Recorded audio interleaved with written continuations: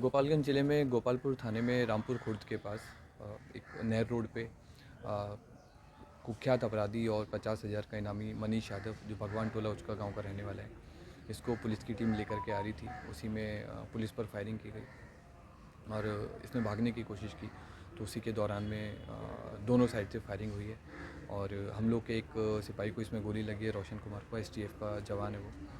और जवाबी कार्रवाई में आत्मरक्षा जो फायरिंग की गई उसमें कुख्यात अपराधी मनीष यादव की जख्मी हो गया था। जख्मी होने के बाद में उसको हॉस्पिटल में लाया गया, तो यहाँ पर अभी डॉक्टर ने उसको मृत डिक्लेयर किया है और आगे इसमें जो भी प्रोसेस है NHRC की जो भी गाइडलाइंस है उसके हिसाब से हम लोग कार्रवाई कर रहे हैं। जो घायल है सर, उनकी क्या स्थिति है इसके बाद? जो घायल हैं उनका भी हम लोग, मैं लगातार यहाँ पर बैठ कर मॉनिटरिंग कर रहा हूँ और बाकी सारे भी सीनियर ऑफिसर्स इधर हैं और इसमें जो भी उसको उचित इलाज हो सकेगा वो हम लोग यहाँ पर करवाएंगे।